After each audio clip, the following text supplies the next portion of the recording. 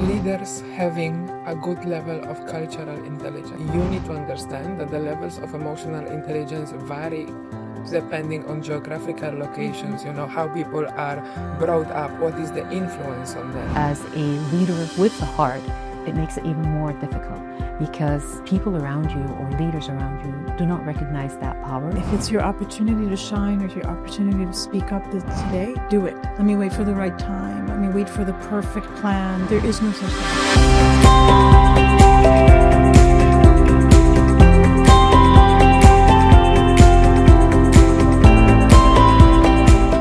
Sometimes the hero comes in and we want to act as if we are invincible. But from hero to human changes the narrative.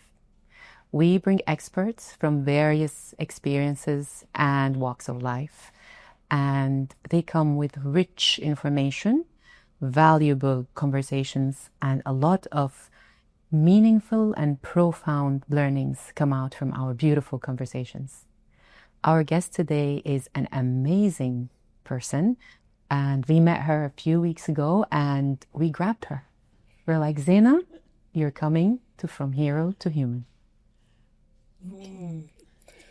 A beautiful conversation. So today's guest, I'm super excited to introduce. Zeina is a dynamic healthcare executive with a mission. Her mission is to transform healthcare systems so they work better for everyone, everywhere. With a knack for strategy and a heart for people, she spent her career leading with compassion, building consensus across complex organizations, and turning big ideas into real-world impact. I absolutely love the first part of your bio. And also, I really appreciate when you shared it with me and I said, Zeina, please make it fun, make it human, add something in there that will grasp people attention. So what I really like that you have also added in here, that your energy level is another level. You are like this marathon runner that outruns every single person. You also mentioned that you are still figuring out the work-life balance. And when I hear about work-life balance, it's like a trigger for me. Something just clicks. So yeah, this is gonna be a superhuman, super fun, super emotional conversation. You know why? We are all nurses. Mm-hmm. We all love human-oriented leadership, as we discovered at the recent symposium that we attended all together. So thank you very much for accepting this invite. Without even knowing us, we only just met at that table on that day. And as Nina said, when we see people who vibrate at similar energetic frequency, we're like, our tribe. Mm-hmm. Exactly. Welcome to From Hero to Human. Thank you for having me. Thank you so much. It's very nice. I admit, never done this before, but it was very... when you offered it, was very attractive. I'm like, yeah, sure, why not? So this is your first podcast? This is my first podcast. You can make it special. Congratulations! Guys, also, Zeina is an international guest. Yeah. She currently works in Bosnia. Mm-hmm. So she flew overnight. Mm-hmm. She's here with us, blooming. Mm-hmm. Beautiful colors and beautiful energy. So I really appreciate you being here. Mm-hmm. So Zeina, tell us a little bit more about your background. Mm-hmm. I really want to feel the human behind what you are doing now. So I am very much an international person, like you said. I am a nurse by background, and this is who I am and what I am. I don't know what else I would have been if I wasn't a nurse. So definitely a nurse, but I've used it internationally, and I've been attracted for the past maybe 20 years now, almost 20 years, into emerging markets. Mm-hmm. I started my career in the U.S. I've worked most of my career in the U.S. And then from there went to Saudi Arabia, came to the Gulf, and then worked across all emerging markets, whether it was in Pakistan, Africa, and now the Eastern Europe, and now So it is a passion to see what other healthcare what nurses do in different parts of the world, what their role is, what they look like. And it's a huge difference. We are very lucky, and we take a lot of things for granted when we work only in one place.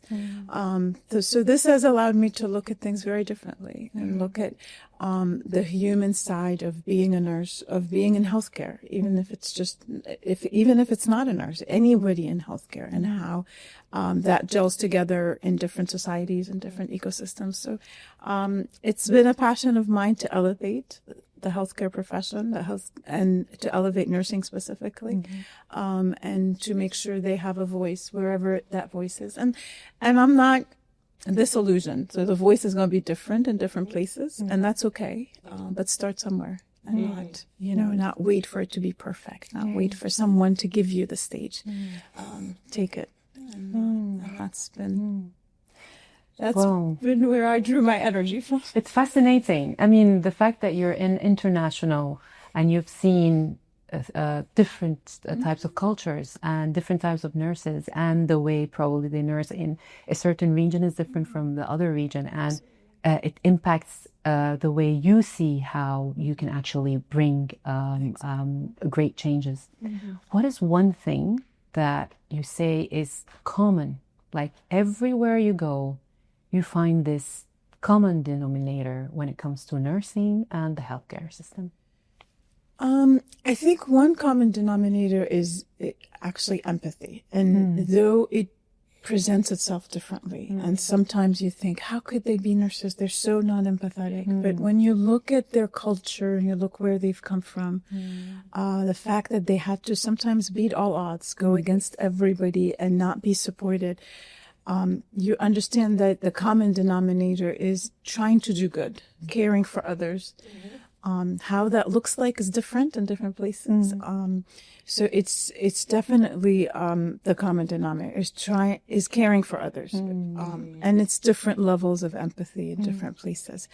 Another thing is that nursing, good or bad or indifferent, is a female-dominated profession. So that's where you see, so empowerment becomes very different. So you're not only empowering them to be nurses, but you're also empowering women to become more professional, and that's a venue for them. And so that's also, I think, the two most common drivers or common denominators across all countries. Wherever you go, it's usually mostly females, mostly people that want to care, and with varying degrees of support.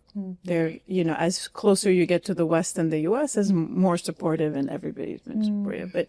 But there's a huge gap in other emerging markets where they're totally not supported. They even go against families and against beliefs and against society to sort of do the best they can. Wow. This is such a powerful awareness for anyone who is listening. Today we were discussing before our episode about leaders having a good level of cultural intelligence. And this is what I study in depth to be able to coach, train, or mentor leaders. Like, you need to understand that the levels of emotional intelligence vary depending on geographical locations, how people are brought up, what is the influence on them. And I'm going to mention actually again this example. I had a patient come to me and say, nurses from this group, they don't show empathy. And then they said, but from this particular group, they do. And this is where a really powerful awareness, but also responsibility came on me. I was already in the top leadership positions, like what do I do with this? Okay. Absolutely. I need to empower myself with this type of awareness to be able to empower my nurses. Old narrative, why are you not empathetic? Go and show more empathy. The patient is complaining. This is the incident report. Okay, you need to fill it, answer, corrective action done. This is the old narrative, okay? It's not to say we are bad people. This is how we used to operate. This is human behavior. Now we know better. We must do better. So, what do you see happening currently in the nursing leadership arena? How do we empower these nurse leaders? And especially now, May is International Nurses Day and Week, and I wish it's every day of every year. we talk about nurses not being in executive positions, their voice not being heard. Yeah. So how do we, I wouldn't say empower, we are already empowered as nurses.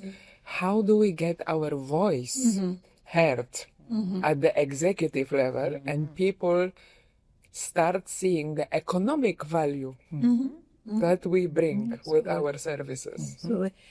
I think it starts at the university level. I think we need to look at curriculums. We need to start looking at the university level. You said, the previous conversation was about universities and how do we prepare people.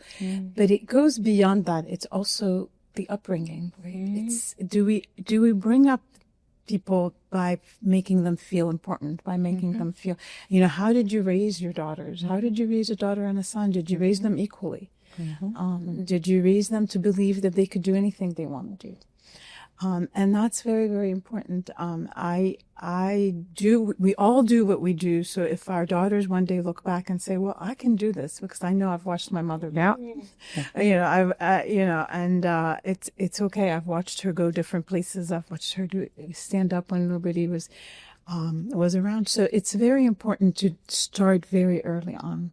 And then have the universities, maybe something as simple as have mixed classes. Like when I went to school, you had mixed classes. You sat down with medical students, with nutrition students, with pharmacists, with everybody. So you didn't feel like we want to protect the profession so much in nursing that sometimes we risk becoming isolates. Becoming, we are nurses, we're special, we're different. Yeah, you are, but you're also different in a way that you can be multidisciplinary. Why did pharmacy was the first profession to have PharmD?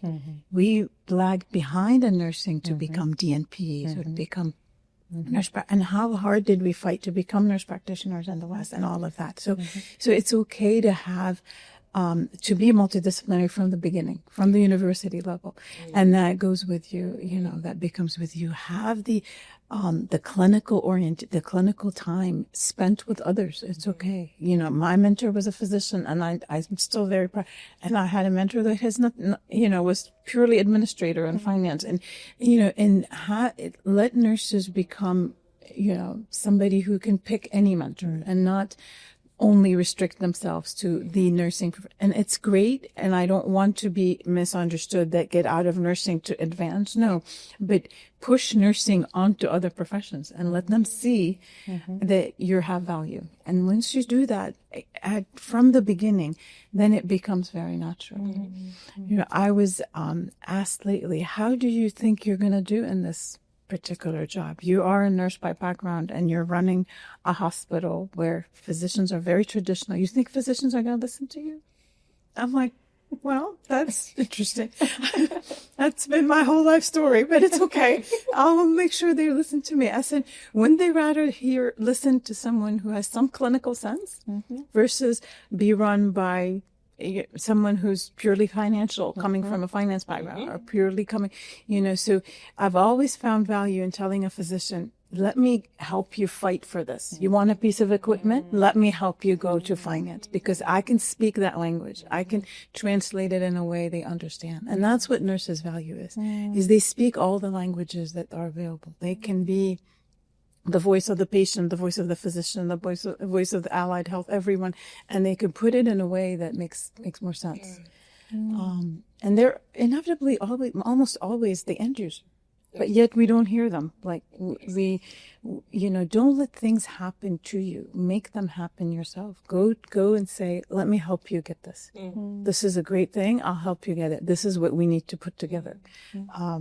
So I think the more we do that, the more we get out of our comfort zone as nurses and not restrict ourselves to, I'm a nurse, I'm supposed to, do this, be at the bedside. And this is great. It's a great thing to be at the bedside. And the more you are at the bedside, the more your voice is heard. But you don't exclude yourself. Don't put that on yourself. Zeina, you explained that so beautifully, and it created so much realizations in my mind of how beautiful the nursing profession is and how diverse it is. And from clinical bedside nurses to nurses who are at the executive level, who are actually advisors to the boards of hospitals. Because as you said, if you have that clinical information and if you have the data that is financial and if you have the skills that you require, you can make a difference. You can be part of that table, part of that board table where people still think that nurses do not belong in. We are going to go in there and we are going to bring our impact in there. And I think for me as a nursing executive and as a leader, one of the things that I always focus on is cultivating an environment where nurses are heard and they are valued, they're supported so that they bring the best in their performance.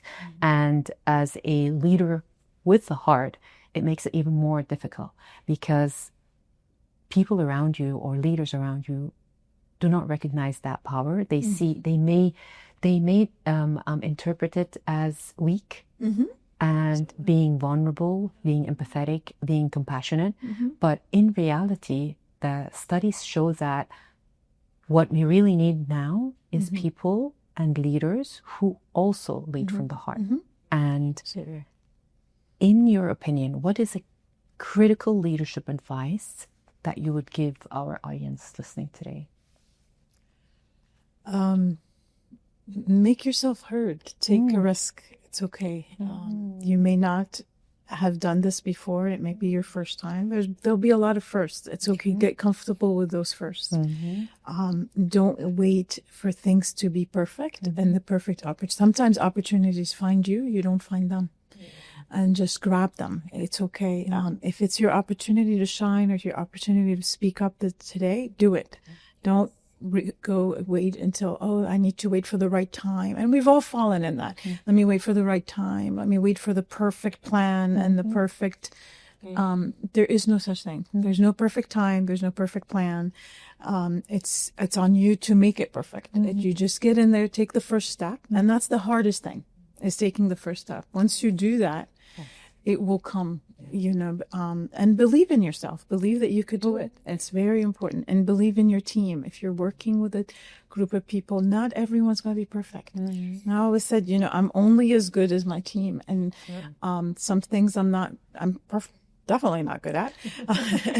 But I find someone who's good at it, right? And I bring the best in them and bring out the best in everybody. And go in as a one voice and as one team. I think it makes a huge difference. And just don't wait. It's okay to grab every opportunity and let yourself, because sometimes people test you, but we told them and they didn't, but we told her, she never grab the opportunity. Don't let that happen. You're already going against a lot of beliefs and a lot of different things. So just don't let don't make it a self-fulfilling prophecy. Just move on. I love what I'm hearing. And when you said, go on that stage and don't wait to be invited. I think this is how From Hero to Human was born. Of course, there was a lot of hesitation. And who am I to go out there and say, hello, there is too much hero narrative. People are suffering. People are burning out. We are not upgrading our human skills. Our curricula are outdated. I will say openly, this is not only my voice. No one taught me emotional intelligence in my nurse training. No one gave me the right type of skills to deal with that distressed patient, with my colleague who I don't have a common language, with the doctor who is angry at me for whatever reason, because his emotional intelligence might not be there, or he's just having a bad day. So you've been very vocal about the outdated nature of nursing curriculum. What other critical human skills we are missing here? Where do we need to start? Because it's like the whole education system, but where do we start? Let's give people a roadmap, like a step by step. Yeah. I think you said it already. I think the main thing is the emotional intelligence, is teaching according to emotional intelligence. Yes, teach everything, but always include that in your curriculum, in your case studies, and everything you do. And it's, it's empathy, it's communication. Break it down, and then let's not let emotional intelligence be this, concept that nobody touches, right? Or it's right there. Yeah. Some people are, and I love the excuse, well, I don't have a high EQ. This is what you get. Well, no, this is not okay. And EQs can be, and that's probably debatable. Can you increase your EQ? And I think you can. I think you can work on yourself to increase it. The first thing is be aware that there is such thing as the EQ. It's no longer only your IQ that's going to get you places. Your EQ gets you actually further than your IQ does. And what is that? What is EQ? EQ is empathy. EQ is communication. EQ is social skills. Something we should be teaching everybody and should be doing from the beginning. So I think that's where we need to start. And not every, and it depends where you're teaching it, right? If the curriculum is in a market that is known to be very stoic, known to be very patriarchal society, known to be not pro-women, maybe this is where we need to teach EQ a little differently. We still teach it, but we teach it a little differently. We teach it with that cultural aspect. So I think having this cultural plus EQ in our curriculum would make it very, it's not just the books that we all studied. It's not just, I look at the curriculum today and I still remember all the classes I took. It's the same thing, and I graduated over 30 years ago. So it's not okay, we still use the same textbooks. We just, and we don't include EQ. We don't include cultural competence. And I think these are two things that will make nurses much more diverse and much more cellular. And it's global. It's a global nursing issue. It's no longer, I'm a nurse in only one country. Chances are you're going to get out. Or you're going to meet other people. You're going to take care of other cultures. If you're not going to get out of your own hometown, but you are going to take care of other people. Love it. This is spectacular. And the fact that you mentioned that the curricula now is very similar to 20, 30 years ago. Absolutely. And if we look at the world, we see AI is here. AI is everywhere. And I'm sure it's going to affect nursing big time. And yes, it comes with a lot of benefits because when I am taking care of a patient and I have a question, a critical question that is clinical, I might ask AI for support. And what I want from AI is to give me answers, not to justify what I'm about to do in terms of my intervention, but to support me with my clinical judgment so that I do the right thing for the patient and help the patient accordingly. Zeina, what's your take on AI? Yeah. And how do you think it's going to impact the profession? I think AI will help us. So if we take a step back, what would make nurses shine more or be more dependable? It's their clinical credibility. So if we use AI for clinical credibility, I know the fear is, we just talked about empathy. How can AI? No, AI will not take your place and will not take your place as the empathetic nurse. But to be able to be empathetic, you need credibility and you need time. So use AI to get you those quick answers, the answers quickly, to know what clinically you're supposed to do and how are you going to be safe. So you have that time to be able to have the empathy. Don't let it replace your empathy, but let it replace your clinical judgment. Let it support you in your clinical judgment. Let it support you in clinical answers. But I don't think it will ever support you or take your place when it comes to empathy, and it shouldn't. And I think that's the human touch that we bring that nobody else does. And I think it should not be, but that's a fear, right? Everybody stays away from it. Now, if we replace nurses by robots, that's never going to happen. It will not happen. Because you do need those communication skills and this empathy, but maybe this clinical can be more solid and you can be more credible, right? And I think that's where we need to get ourselves into this pattern of becoming very credible. Okay, when you question an order with data, with research, with AI is much better than questioning it because you have a feeling this is wrong. And this is where we need to use AI to our advantage, definitely. I love it. And this is actually true empowerment. However, what I've seen in healthcare organizations across the world, before the whole AI frenzy started, when hospital is going through implementation of new EMR, okay, there is already a lot of data, especially from the US, how we should be learning the lessons from this implementation, not to repeat it now in the era of AI and causing unnecessary stress, burden, and burnout to clinicians and to nurses. Because the way that we communicate, if we scare our people, and I have seen it, I've seen bad examples and I've seen really good examples where, the clinical, non-clinical staff were really involved in choosing the right systems, having a feel how this is gonna work. Is it friendly to the end user? Is it gonna reduce my time or is it gonna stress me out? Exactly. So the way the leadership communicates is paramount. This is where we start. It's gonna make us or it's gonna break us. Absolutely. So what trends have you seen from working internationally? And I think now you are working in a project where it's a first private hospital, in a specific area of the world. So you're right, and specifically for EMR systems or anything like that, it can vary from building EMRs yourselves. So I've also had the experience where through my company, clinicians built an EMR system. It was built by clinicians for clinicians, and that was probably the best thing we've ever tried to do. And that was very important to us. But that's a minority of the time. That's not the majority of the time, unfortunately. The majority of the time is more, you can look at it, your standard, it would be a technical evaluation and clinical evaluation. And we've done all the technical and we know what the capabilities is. And let's now ask the clinicians.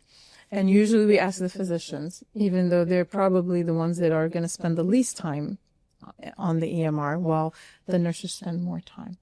So I think getting back to education, nursing informatics is something we should look into. And that's the other thing, across everything, find your voice specialize in that particular thing. So if you're called upon to do, if you don't know nursing informatics, find somebody. There's great nurses out there that have gone to school for this, that are able to advise you on, nursing informatics is one example. The other one is case management or care coordination, anything. So subspecializing in certain areas makes nursing more valuable, and puts you more on the map, sort of, and have your voice heard a lot more. If you subspecialize. And if you don't have that, you can't be all things to all people, but you can find someone that can, right? So and this is where nurses can do a better job, is relying on each other. Find out who else can do it. Find out who's the expert at this one thing you're being asked of. So you could combine and conquer, pretty much. For me, something that keeps me up at night is the nursing shortages that we are witnessing. And the World Health Organization states that there is 29 million nurses currently, and 4.5 million nurses will be short by 2030. And this is 5 years from now. And it's alarming. And to me, I feel like there should be some urgency towards creating reforms on systemic reforms, probably national reforms. What do you think, or who do you think is responsible for preventing this shortage from actually reaching to a detrimental level? Is it just leaders from the nursing perspective? Is it national? Is it government? Where does the responsibility hold?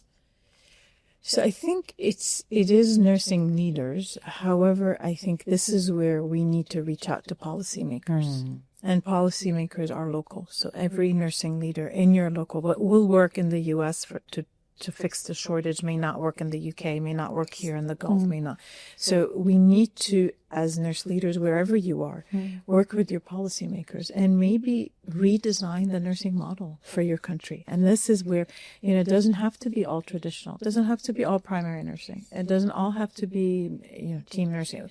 We need to let go of those old models or myths almost, and look at, okay, what works for this place that I'm in? What works for, I'm in a place where, so we're the only private hospital, so it's all social medicine. What works for us is not going to work for anyone else in the world. So it's very difficult. So understand where you are and go to these policymakers and say, look, I really think if you create, for example, I don't have any therapist of any kind. There's no nutritionist. There's no respiratory therapist where I am today.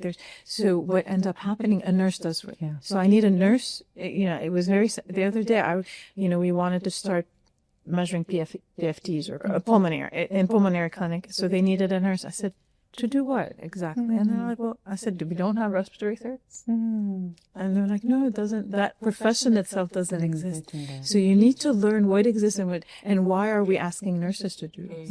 Can we, repurpose this whole, the whole health system to make sure that nurses are doing actually nursing things and subspecializing in nursing things, and everything else gets done, differently. They're doing even procurement tasks. Yeah. They're doing the billing. They're doing everything. Yeah. So yes, you would, and that makes the shortage worse because you need nurses for everything. So instead, maybe we could plug other jobs and create other roles and create other jobs that can support nursing. And then the nursing shortage will start closing the gap. The nursing shortage, I think. Thank you. Thank you for saying this, because this is where innovation in thinking comes. We need to start moving from doing and ticking boxes to thinking that is agile, that is flexible, and adjust as we move along. I remember we were on panel together about ratios and burnout. I accepted it quite gladly, but the minute I walked on that stage, I'm like, really, no, we cannot have another conversation about this is the model. We're gonna apply it like this. Okay, nurses are stressed and they are burnt out. And then, luckily for me, I have worked in the UK. I also worked in Kuwait, a totally different scene to the UAE, and I work here in Dubai. I was challenged with the way that I need to think. What questions do I need to ask to understand the system? I found out, for example, in Kuwait, midwifery is not licensed. So all the nurses working in the labor room, they were doing midwifery, but they were nurses. Okay, so how do I approach this? How do I play? What do I do if there is a shortage? I need to know the regulation of a specific country also. This is what I found out. There is a huge limitation in Kuwait to what nurses can do. A lot of tasks are assigned to physicians, even like administration of IV medications at home. Physician has to be present. So, having this kind of intelligence then empowers us to start thinking differently. So it's not that I come from UK to Dubai, everything is going to be different. And this is where I saw a lot of nurses struggling. I used to run a unit here in one of the hospitals in Dubai. I received a lot of nurses from UK. For them, it was a shock. It's like someone slapped them, literally. They were struggling every single day to understand. Why can't they do it? Why can't they do it? There is no preparation, right? We have whole recruitment actions. We move people from one country to the other. We tell them beautiful things. This is tax-free. Sun is shining every day. What about the emotional intelligence and the cultural intelligence, the system intelligence? What do I need to know that will help me thrive? So my patients are also gonna thrive with me. Yeah, it's very, very important. Absolutely. And learn that particular country's policy and rules. And then in some countries it's one policy, and in others it depends where you're working. We also have that issue here. If you're working in Dubai, it's different than Abu Dhabi, it's different than Sharjah, it's different. So it's creating that scope of practice, understanding what the scope of practice is first, and then trying to remodel it or repurpose it and trying to understand and what's there. And interesting, you said about the nurses in Kuwait. I learned something early on where I am now is that not everybody's called a nurse, but not all of them have a university education. Some of them are out of high school and do like a year or two on the job training, and they're nurses, just like, and they're called a nurse. They take care of and they have the same scope of practice. So that was very. I'm like, we can't do this. We have to have nurses with university education and nurses with non-university education, and they could become what we call nurse aides, or but that's also a different model for them to get used to. But I mean, understanding all of that is very important. I mean, the good thing is we've come a long way from where we were in terms of the way we were probably perceived and seen. And early years, I think, we were more of we get orders and we just get them done. But I think we've fought through the years, and there's a lot of role models out there that have led to create this profession that is autonomous, that is able to perform, and that is able to make an impact and make a difference. And I think one of the major challenges is to shift the image of the nurse. And as you said, in different markets, there are different ways of seeing the nurse and what they can do and what they cannot do. And I think this is what I want to call to action for, which is, how do we show people that nurses are not just doers? Nurses are not just, yes, I'll just get that done. They're the actual, sometimes it's us that saves the day, and day in and day out, we've seen it happening. So how can we shift that? I mean, I think, as cliche as this is going to sound, I think we need to do a good job at the image, at campaigns, maybe having campaigns about nursing. Years ago there was, and I still remember it. I don't know if any of you seen the Johnson & Johnson campaign to be a nurse. It was years ago, and it was an amazing campaign, and it was started just for Nurses Week. They just wanted to do something for Nurses Week, but then they took that campaign and it became international, and it was changing on a lot of emerging markets, changing how people looked at nurses, and things like, you're the only person that can be there when someone's first born and when someone's dying. You are someone who is a lot more than a doer. Like you said, it's someone that has the empathy that can cross all fields. But that's on the outside. If we don't internally believe that, if we don't educate to that, and start early on educating people of the value of nursing and what you bring to the table, what is the added value? And this is what a call to action should be, is show your added value.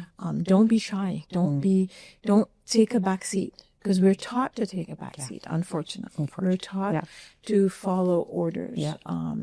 And certainly in certain cultures it's better than others, but still there is that, and the image we're working on, but the image will only get better if you internally believe that you can make it better, that you could become a nurse. If our daughters, our sisters, if someone in the family comes up to you and says, I want to become a nurse, that's great. I mean, there was a time when it wasn't allowed. But that should be something we work on. And internally, to raise people, to raise daughters and sons to believe that this is something good. This is a good profession. This is a credible profession. And bring it out of this art of nursing into a science. That nursing is a science. The art piece comes with it. And the art piece is what we call empathy. It's not an art. It's the empathy. It's the communication. But without that science base and that credibility, you can never become. You can never do both. So I love it. When you are describing this, I see pictures, adverts of hospitals and doctors. When we drive here in Dubai across the highway, have you ever seen a picture of a nurse? No. It's always being a face of a specific hospital. Not yet. Hello? Not yet. we are asking who is brave out there to put a photo of a nurse on Sheikh Zayed Yes. Road on the most expensive Yes. billboards out there. You know, it's not a joke. Yeah, yeah. This is That's actually true. how we start building that Yes. awareness in our society. We stop seeing nurses only as bedside caregivers. Yes. Yes, this is needed. This is the most humbling. Not anyone can do it. You need to have a specific skill set. You need to feel it inside. Yes. But also, the same type of nurses are producing systemic changes. They contribute to positive changes in community. And now in Dubai, we have a year of community, 2025. This is how we should be linking Yeah. what the caregivers are doing from their part. Like you said, Nina, previously, pouring the ocean into others. How can we brand it or market this beautiful vocation and profession? I have to say it's profession. So we need to start also raising awareness on that. It's not just selfless superhero running 24/7, burnt out, I want to live. Exactly. We need to look at sustainability of our profession. And this is why the narrative has to change. Absolutely. Absolutely. It has to. That's great. What a beautiful conversation. Honestly, you know, when you're sitting with people who resonate and bring so much treasure, I would call it, treasure of information and knowledge and expertise. And there's so much learning that you get. Like for me, I've grasped the credibility part. It's very important. The science part is very important, you know, and shifting. So in this short conversation, there's a lot of shifts that have happened, and that's a good thing because now we can bring it out there to our communities and make these little tiny changes as we go. Absolutely. We should take it forward. Zeina, thank you very much for joining us, for giving us this opportunity to get enlightened. Because I already have so many light bulbs going on there. I'm gonna be dealing more. Yeah. Again, same like our viewers are learning from these platforms. I'm also learning a lot. We used to say with Nina that it's almost like we are completing another MBA. Absolutely. The information is out there. Yes. But what we will do with it and how curious we are to find out more, but also to implement it on the ground. So these platforms is for healthcare professionals. Doesn't matter whether you are in a clinical or non-clinical capacity, because every single person working in healthcare is delivering this beautiful positive effect in their ecosystems. And also anyone from outside healthcare. Why? Because every single one of us comes into contact with a nurse or a doctor or a therapist or a receptionist at any given point in our lives. So guys, please share your feedback, please subscribe, and most importantly, do share it with your caregiving community. We want to amplify this voice, shift that narrative, and make sure we are really sitting in that thriving space. Stop the talks about burnout and surviving. It's really high time to do it. Thank you.